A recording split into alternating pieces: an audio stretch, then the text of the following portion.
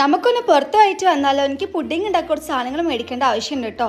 രാവിലെ തന്നെ ഉമ്മ ഇതാ ബിരിയാണിക്കുള്ള പണിയൊക്കെ സ്റ്റാർട്ട് ചെയ്തിട്ടുണ്ട്. ഞാൻ പോകുന്ന വഴിക്ക് ഒരു കുഞ്ഞു കടയിൽ നിർത്തിയിട്ട് അവിടുന്ന് ഇലയുടെ വാങ്ങി കഴിച്ചിട്ടുണ്ടായിരുന്നു. എൻ്റെ ഫേവറേറ്റ് ആണ് കേട്ടോ. അത് കഴിഞ്ഞ് ഞാൻ നേരെ ചെന്നിട്ടുണ്ടായിരുന്ന ഏച്ചിൻ്റെ കടയിലേക്കാണ്. അവിടെ പോയിട്ട് ഞാൻ കുറച്ച് നേരം ഏച്ചിനോട് സംസാരിച്ചൊക്കെ ഇരുന്നു. പിന്നെ എനിക്കുള്ള ചായ ഞാൻ തന്നെ ഉണ്ടാക്കി കുടിക്കും കേട്ടോ.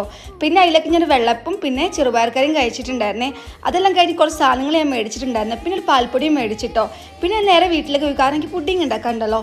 ഇതൊക്കെ ആട്ടോ ഞാൻ പുറത്ത് പോയിട്ട് മേടിച്ചിട്ടുണ്ടായിരുന്നേ. കുറെ കാലത്തിന് ശേഷമാട്ടോ ഞാൻ പുഡിംഗ് ഉണ്ടാക്കാൻ പോകുന്നത്. ഞാൻ വളരെ എക്സൈറ്റഡ് ആണ് കേട്ടോ. എന്തായാലും പുഡിങ്ങിന്റെ വീഡിയോസ് ഒക്കെ ഞാൻ ഷെയർ ചെയ്യുന്നുണ്ട്. പിന്നെ അതിനിടയ്ക്ക് ഞാൻ ഒരു പഴം കഴിച്ചിട്ടുണ്ടായിരുന്നു. ഈ ഒരു പാക്കേജിലുള്ള എന്താണെന്നറിയോ, ഇതെനിക്ക് ഇൻസ്റ്റഗ്രാമിലുള്ള ഒരു പേജിൽ നിന്ന് സെൻഡ് ചെയ്ത് തരുന്ന 2 കേസാണ് കേട്ടോ. നല്ല രസമുണ്ടായിരുന്നു കാണാൻ വേണ്ടിയിട്ട്.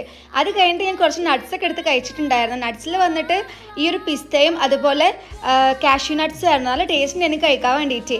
ഇനി എനിക്ക് നേരെ പോയിട്ട് പുഡിംഗ് ഉണ്ടാക്കുന്ന പണികളൊക്കെ നോക്കണം. നാളെ കാണിക്കാട്ടെ പുഡിംഗ് ഏതാന്ന്.